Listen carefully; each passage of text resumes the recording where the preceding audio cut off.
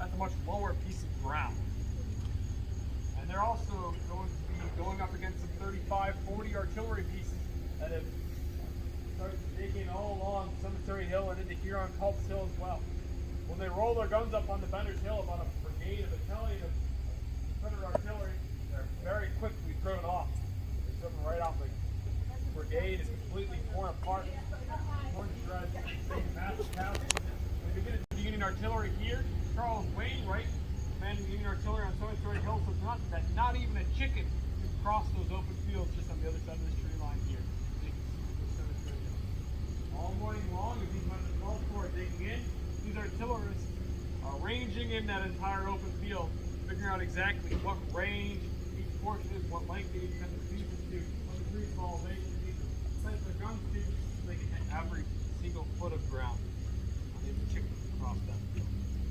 And these men, Commander Richard Buell and Edward Allegheny Johnson, quickly realize that they need to wait until the cover of darkness to make this. So now we're going to begin to head down the trail and see how Greene's expertise would shape the landscape and turn the hilltop into a formidable fort.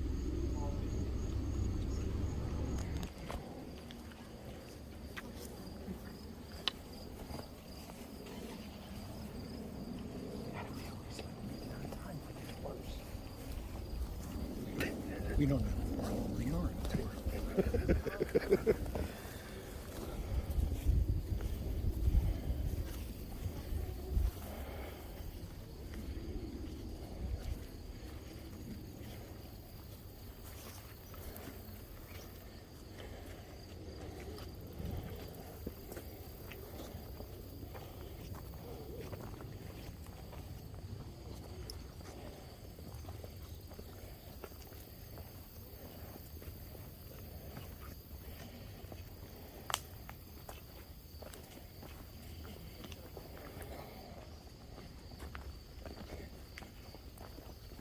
Going on a hike.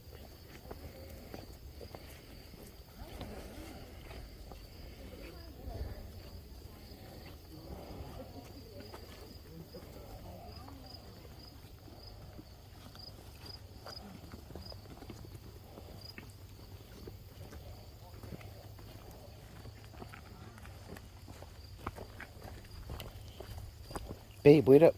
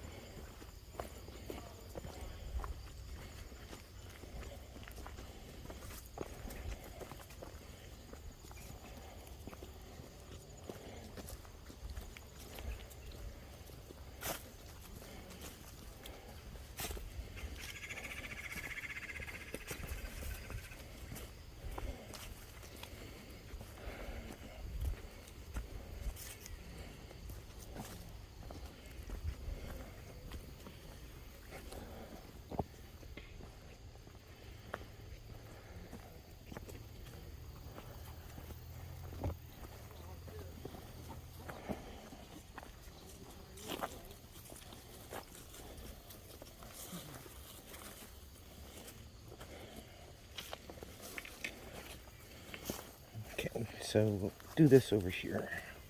Less roots. Easy.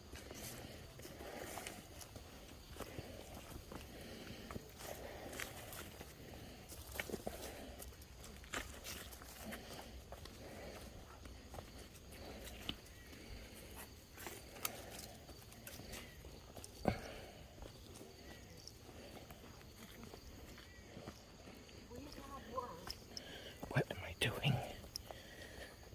This is my fault. Ugh.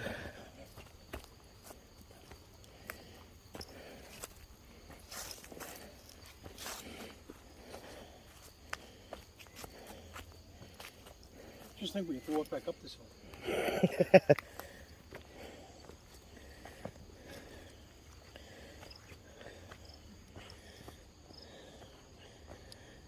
Okay.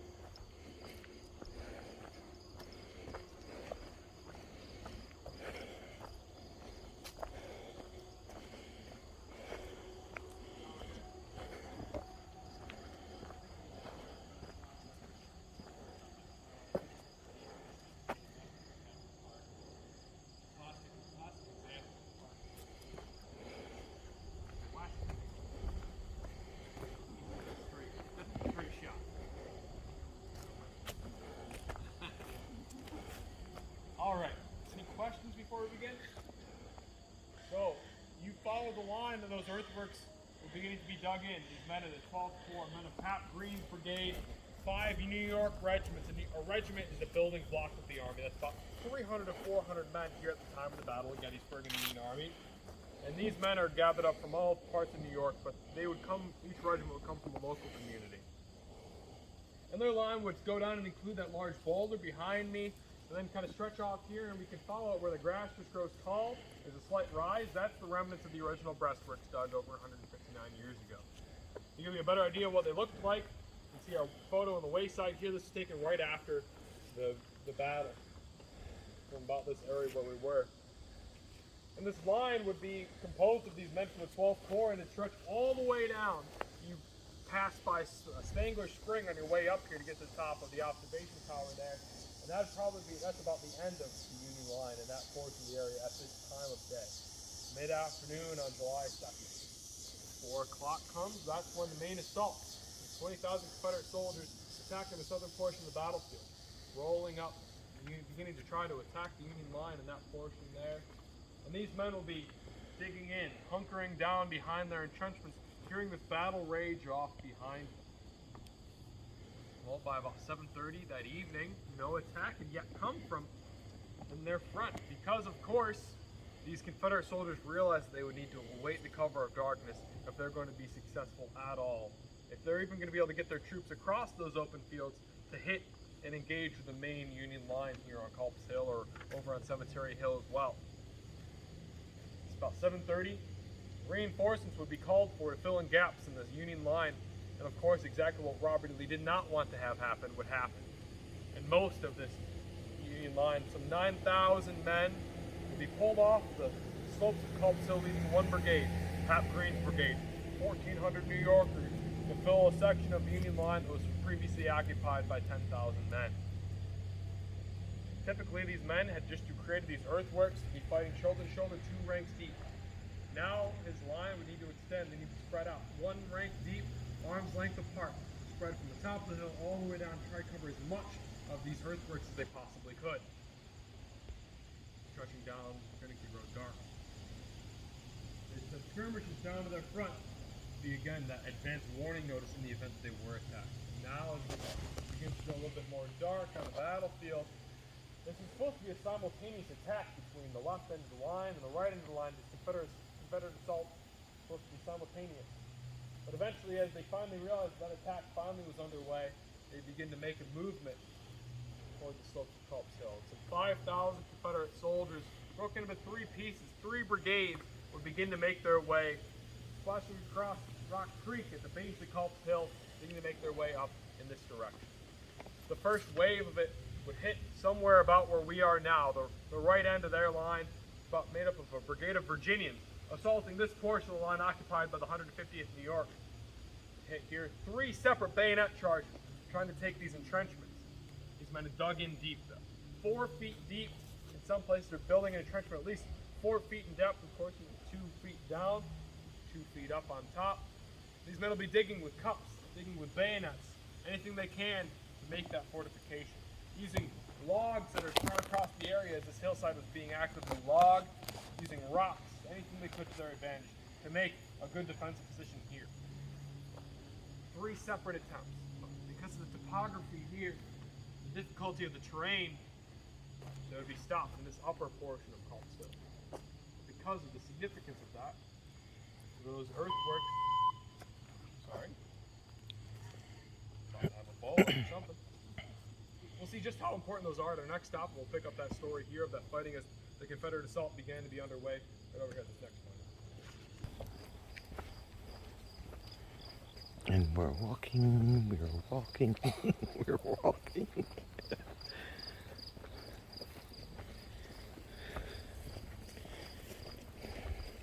The veterans told us a lot about what was important to them at different battles based off of the monumentation that they left behind.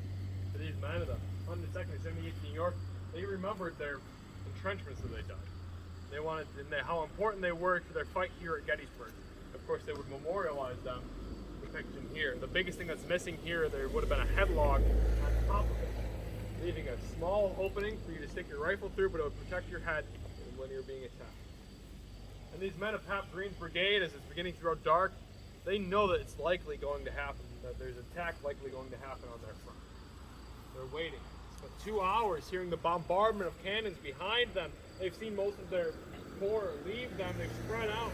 No longer are they fighting shoulder to shoulder, 2 ranks deep, but now they're an arm's length apart from the next man beside them. They're hunkered down behind their earthworks, white-knuckling their loaded rifles, waiting to see what happens. Waiting to hear their skirmishers engage in front of them, not knowing what was in their front. It begins to grow dark on the battlefield. Of course, now we can see down the slopes a little bit easier here. It's quite difficult to maneuver. You need Confederate soldiers for them to maneuver. Civil War soldiers, how are they marching? Long battle lines, 2 ranks deep, very difficult to maneuver. As it begins to grow dark, the woodlot makes it difficult breaking up that line. The large boulders skewed all across the hillside here. In front of these Union soldiers, we hear the pop of the skirmishers off in the distance. A couple minutes later, as the skirmishers begin to engage with the Confederate line, they hear shouts in front of them. "Hey, it's Johnny, it's me, don't shoot, I'm coming over," as the skirmishers leap back across. And they begin to not be able to see anything in front of them, relying on their other senses to be able to know what's in front of them. Or you're looking for deer, but you hear a squirrel tramping through the woods, it sounds like an elephant. So every single noise, you can only imagine how on edge these men would be. It's anxiety that's pouring through them. This battle will not only leave wounds physically, but mentally as well, as these men were strained, worried what was in their front. And all of a sudden, they'd see the flash of a volley of musketry in their direction. For the left part of the attack, 3 separate bayonet charges. These Confederate forces trying to take this section of the Union line. Pouring it into them. They'd be firing back at whatever sight they could see, the flash of the rifle. They just firing back in that general direction. But for the Confederate force, as they made their way up here, they didn't have any clue what was in their front. They didn't have any idea if these men were entrenched. They didn't have any idea that they actually outnumbered them 5-1 that evening. The Confederate force outnumbered the Union force 5-1 as they attacked the slopes of Culp's Hill. But for them, all was confusion and disorder as soon as the assault stepped off. As soon as they got underway and the darkness set in, it's very difficult to coordinate one side of the attack with the other, as you didn't have any radios. The way that you were communicating was by a messenger or by sight, or yelling back and forth to one another. Very difficult to coordinate this assault. They pressed up the slope of Culp's Hill. Soldiers would begin to overlap, firing into one another, causing friendly fire within the Confederate ranks as well in different sections of the line as it grew more and more confusing. And as you have these 2 forces blazing away at each other with black-codded rifled muskets, what also happens to any visibility of the other side? Smoke. And the canopy just holds all that smoke down, doesn't allow it to dissipate. It becomes even more and more difficult. But for here on this first wave of the attack in this upper portion of Culp's Hill, the severity of the topography and the defensive works here would allow these Union soldiers of Pap Green's brigade to hold this line firmly. But the fight would grow more and more intense as the next wave came to the center of the line. We're going to move a little bit further down to talk about that.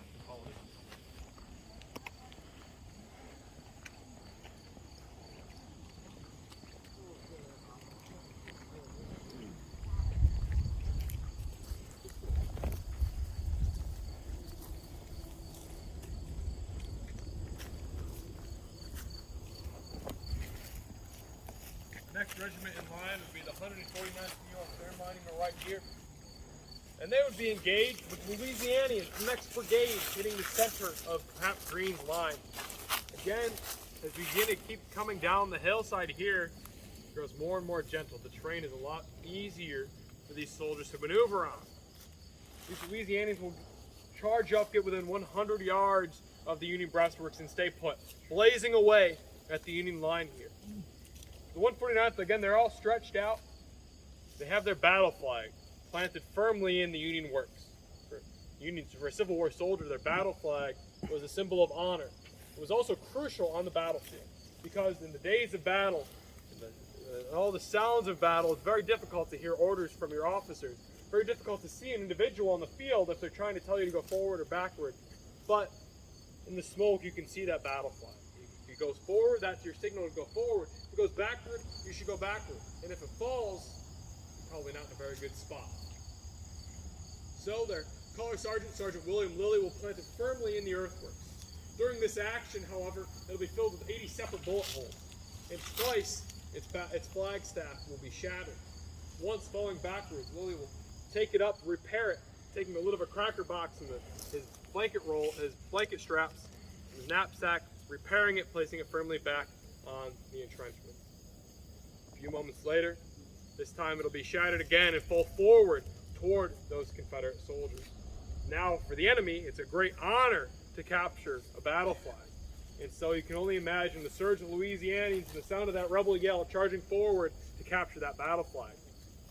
Lilly, without even thinking, would leap forward from the entrenchment, run down, grab the flag, bringing it back here, being shot and wounded in the shoulder, repair the flag, place it firmly back on the breastwork. And they'll be able to repel that attack, hold the Union line, and eventually this attack will also fizzle out.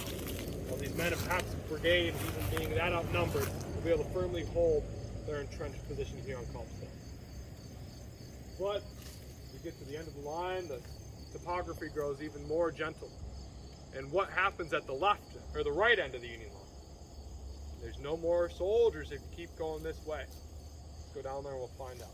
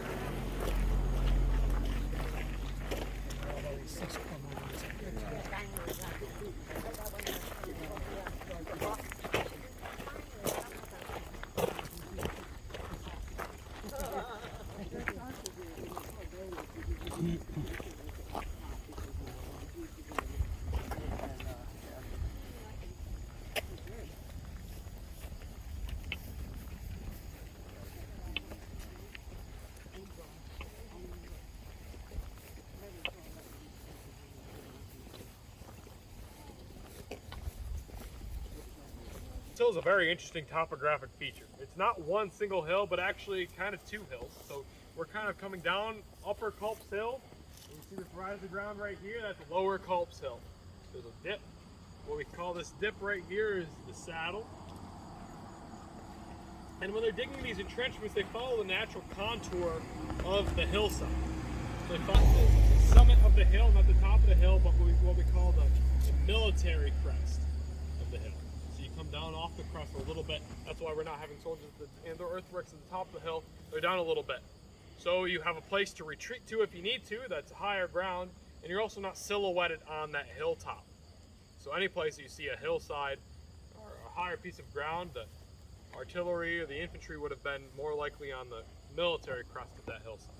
So they're going to follow that contour, and as it comes down, it'll kind of bend here a little bit. And then at this dip, it creates a natural V shape in that earthwork line, a natural weak point. As Pap's brigade stretches all the way down here, they're going to stretch all the way from the top of the hill, all the way down, make it up to the top of Lower Culp's Hill, meant from the 137th New York, will be occupying this portion of the line. As they dug these entrenchments earlier on in the day, Pap Green realized the weak point and made the decision to build a traverse and an entrenchment at a 90-degree angle to the main earthwork line.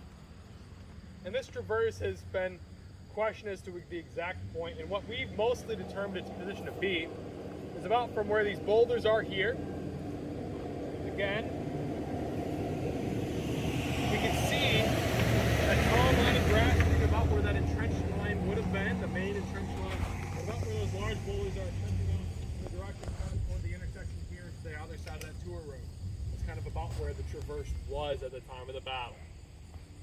But it would be a fallback position in the event that they became flanked and they needed to fall back, they could then hold Upper Culp Hill. So this was not occupied by Union soldiers at this point before the attack got underway. They're going to stretch across, flip over that traverse, and keep on going up the upper slopes to the rise of lower Culp's Hill. But from there, this last wave of the Confederate assault would hit the end of the Union line. These men are commanded by Maryland Stewart, men from Maryland, North Carolina, Virginia, attacking the end of the 137th New York's line. They're about 2,120 men in his brigade, attacking some 420 men of the 137th New York. These 420 men were commanded by a man by the name of David Ireland, who was an emigrant from Scotland. He emigrated to the United States in 1840 at the age of 8.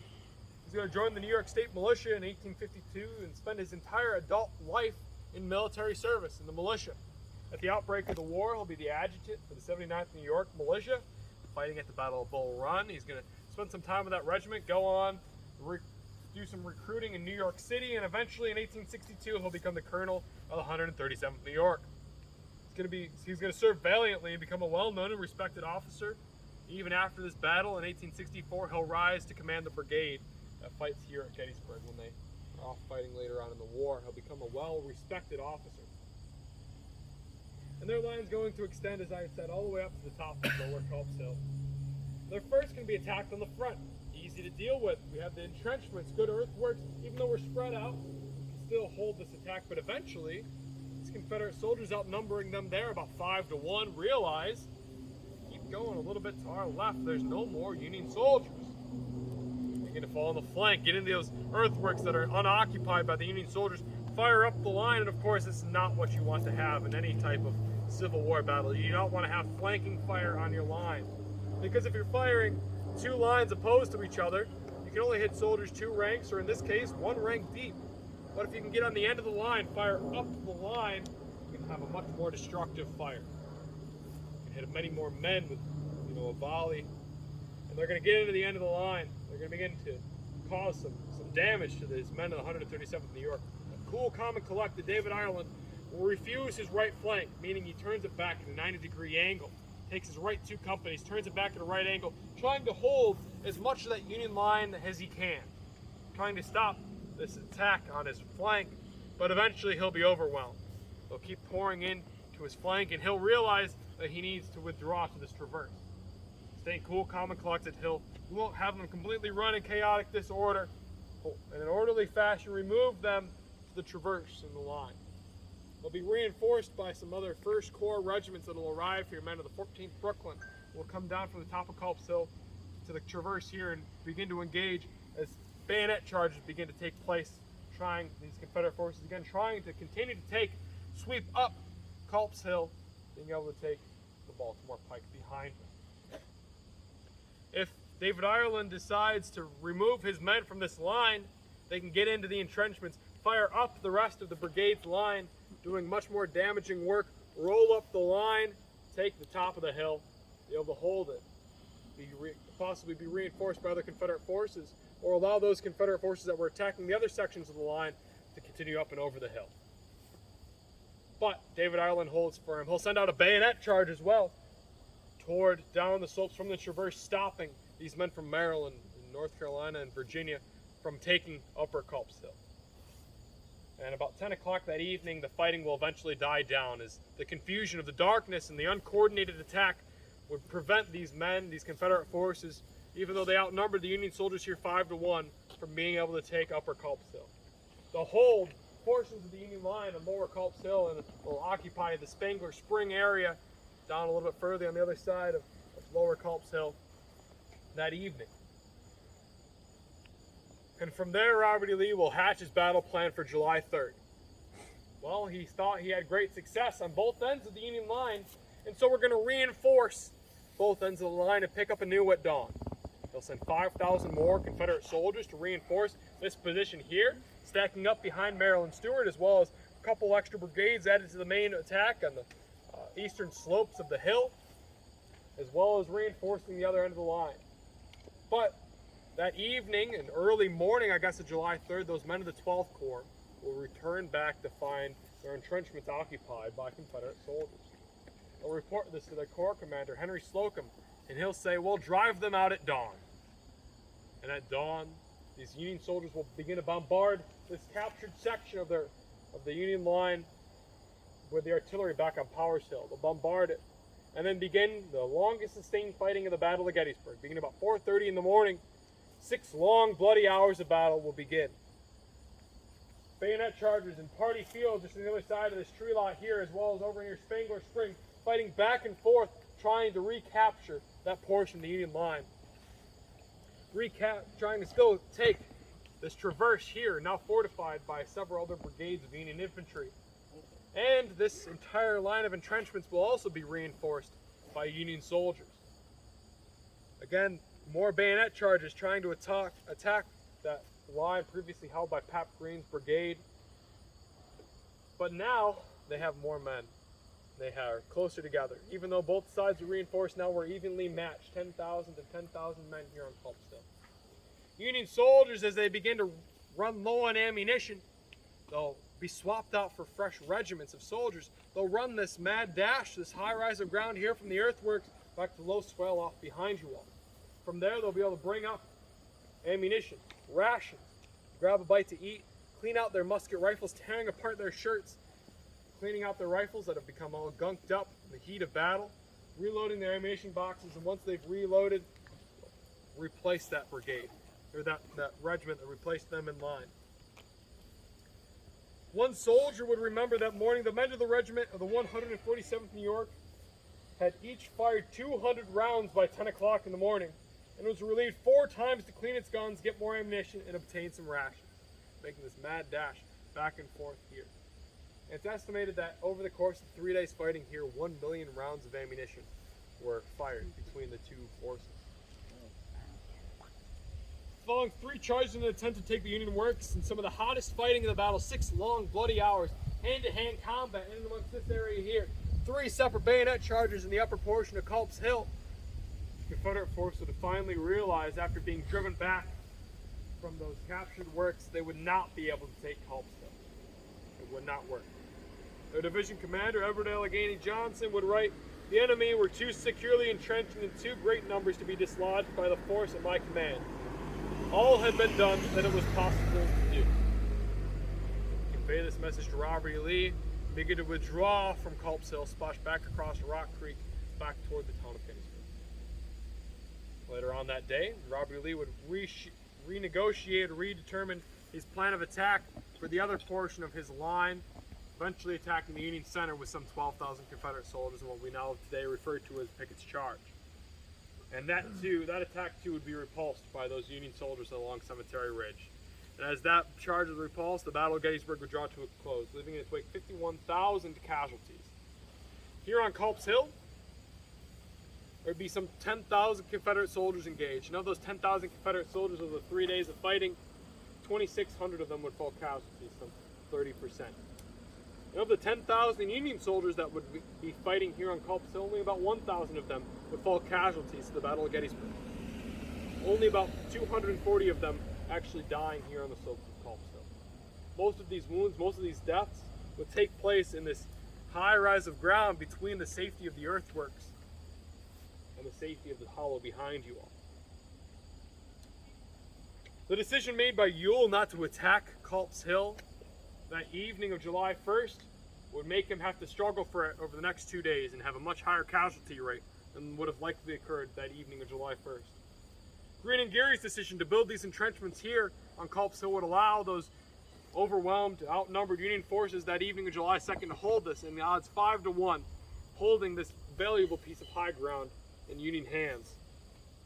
Johnson's decision to attack until nightfall on July 2nd would cause his attack to be very much unorganized and all to be confusion and disorder in the Confederate ranks, and him not to be able to use his numerical advantage to take this hill. Stuart's attempt to keep up the attack and gain lower Culp's Hill would give a valuable launching off point to continue the attack and ultimately lead to the fighting on July 3rd to be as it is today. But thanks to Colonel Ireland's stubborn resistance here on the slopes of Culp's Hill on the evening of July 2nd, they would hold this valuable piece of high ground and keep the Confederates from being able to take it over those all 3 days of fighting. Following the Battle of Gettysburg, become one of the very first portions of the ground to be preserved following the battle. Men recognizing the significance of this valuable piece of high ground. And it would also be witness to some of the most deadliest and nasty looking scenes of the battlefield. One soldier remembered in every direction the dead lay thick and overlaying each other in large numbers, especially behind the boulders. This place was in its half-dark lonesomeness a veritable horror spot. So many ghastly evidences of violent and painful death abound here. Because as Robert E. Lee's army began to withdraw back through town and back to the safety off to the north and to the west, or to the west and then turning south back to the safety of Virginia, these Union forces would leap forward, taking over the slopes of Culp's Hill, eventually going into the town of Gettysburg and seeing the ghastly evidences of battle that remained here from those 3 days in July of 1863. But why do we not remember this fighting? A very similar story to what happened on the other flank of the Union line. Run low on ammunition, be outnumbered, begin to be flanked, or refuse your flank, bayonet charge and all, out of the 20th Maine on Little Round Top. But why do we not know the story of Culp's Hill? Why was this not eventually put into a book, not eventually turned into the film and added into the movie Gettysburg? Culp's Hill is not mentioned once in the 4 hours of the movie of Gettysburg. Well, following the Battle of Gettysburg, the 11th Corps and the 12th Corps occupying these slopes here, would be removed from the Army of the Potomac. They're going to be sent to New York City to quell the draft riots there. And from there, they'll be combined to the 24th Corps and sent south to relieve the forces in Chattanooga, Tennessee, adding into Grant's army there. And eventually, they'll stay with that army through the rest of the war. They won't be with the Army of the Potomac when the reports are being written on the Battle of Gettysburg. On the march to the sea in the Atlanta campaign, David Ireland, rising to the brigade command, will fall ill with dysentery and die on the road to Atlanta. He won't be able to write in the post-war years of his regiment's valiant work here at Gettysburg. Joshua Lawrence Chamberlain, commanding the 20th Maine on the other end of the Union line, he's able to write about it. He goes on, returns back to his profession, being a professor of rhetoric at Bowdoin College, and he'll eventually also rise and serve 4 terms as governor of Maine. Every single time that he runs for his gubernatorial campaign, he'll tell the story of his 20th Maine on Little Round Top. And every single time that he tells it, it'll get more and more elegant. The odds will be even less in his favor, and it'll be more and more long-winded. And eventually that story is what will be told in the book Killer Angels and eventually conveyed in the movie Gettysburg. And slopes of Culp's Hill will dip further and further into the memory, lost further and further to memory. But in my opinion, this high ground here, Culp's Hill, was of much more importance to the Union line than the other end.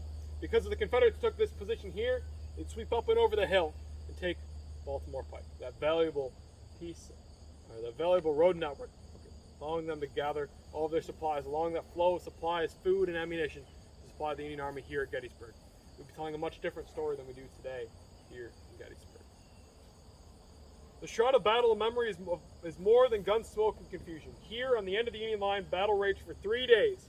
It is one of the forgotten pieces of the battlefield, overshadowed in memory by other stories here at Gettysburg, yet of great significance to the outcome of the fighting in July of 1863. I hope you all enjoyed exploring the slopes of Culp's Hill with me today. If you have any questions, I'd be more than happy to answer them. That concludes our program. I hope you all enjoy the rest of your visit to Gettysburg National Military Park.